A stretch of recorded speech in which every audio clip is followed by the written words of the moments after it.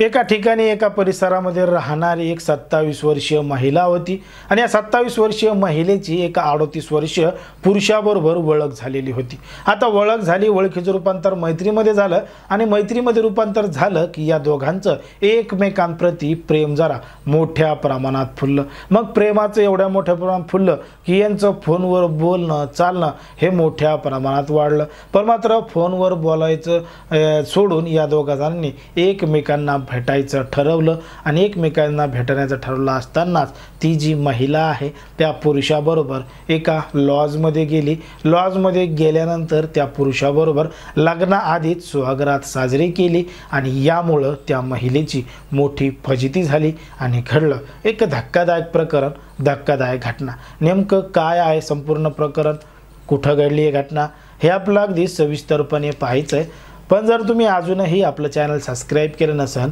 तर लगेचच सबस्क्राईब करून घ्या आणि बाजूला असलेल्या बेल नोटिफिकेशनला सुद्धा ऑन करायला विसरू नका। आता ही जी संपूर्ण घडलेली घटना आहे ती आहे आपल्या महाराष्ट्रामधीलच ठाणे जिल्ह्यातील उल्हासनगर परिसरामध्ये घडलेली संपूर्ण घटना आहे आणि या ठिकाणी या परिसरामध्ये राहणारी एक 27 वर्षीय महिला आहे। 27 वर्षीय महिला ही मोबाईलचा वापर करत होती, सोशल मीडियाचा नाद तिला लागलेला होता आणि आजकाल सगळेच जण मोबाईलवर सोशल मीडियाचा वापर करत आहेत। मग या सोशल मीडियावरच्या फेसबुकच्या माध्यमातून तिची ओळख एका 38 वर्षीय पुरुषाबरोबर झाली। मग ओळख झाली, ओळखीचं रूपांतर मैत्रीमध्ये झालं, दोघा जणांनी एकमेकांचे नंबर घेतले। मग या दोघा जणांचं फोनवर बोलणं सुरू झालं। मग बोलणं एवढ्या मोठ्या प्रमाणात सुरू झालं की या दोघा जणांनी आता एकमेकांना भेटायचं सुद्धा ठरवलेलं होतं। पण मात्र पहिल्याच भेटीत सगळं काही करायचं ठरवल्यामुळं मोठं नुकसान त्या महिलेचं झालेलं होतं।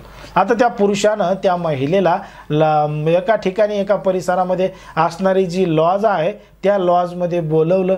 ही महिलासुद्धा विश्वास ठेवून त्याच्यासोबत त्या लॉजच्या रूममध्ये गेली आणि रूममध्ये गेल्यानंतर त्या ठिकाणी दोघा जणांनी मनमोकळेपणानं एकमेकांसोबत सगळं काही केलं। आता हे सगळं काही केल्यानंतर जेव्हा त्या रूमवरून जाण्याचा टाईम झाला तेव्हा ती महिला त्या ठिकाणाहून निघून गेली, तो पुरुषसुद्धा त्या ठिकाणाहून निघून गेला आणि हा प्रकार त्या दोघांमध्ये वारंवार मोठ्या प्रमाणात घडत होता।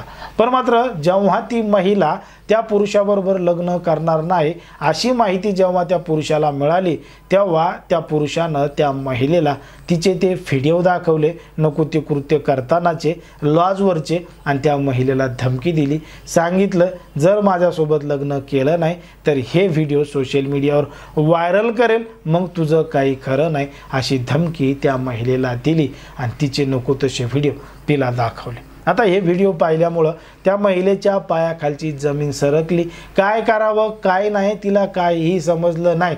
जर सोशल मीडियावर व्हिडिओ व्हायरल झाले तर तिची बदनामी होईल, समाजामध्ये नाव राहणार नाही, म्हणून तिनं त्याच पुरुषाबरोबर लग्न करायचं ठरवलं आणि हे संपूर्ण प्रकरण 2021 मध्ये सुरू झालेलं होतं। आता 2021 मध्ये हे संपूर्ण प्रकरण उल्हासनगरमधून सुरू झालं। दोघा जणांनी लग्न केलं, लग्न केल्यानंतर त्या महिलेला वाटलं की तिचा संसार सुखाचा होईल म्हणून, पण मात्र लग्न झाल्यानंतर त्यानं उल्हासनगर सोडलं आणि थेट बायकोला घेऊन मध्य प्रदेशमधील ग्वालियर गाठलं।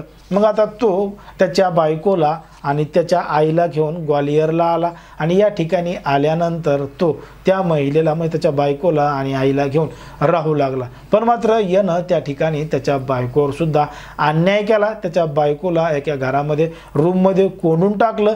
तिचे जे कागदपत्र आहेत ज्याच्यामध्ये आधार कार्ड आहे, पॅन कार्ड आहे, बँकेचं पासबुक आहे आणि इतर जे काही कागदपत्र आहेत या कागदपत्राच्या आधारावर त्याच्याच बायकोच्या नावावर कर्ज घेतलं, लोन घेतलं आणि ते लोन सुद्धा फेडलं नाही।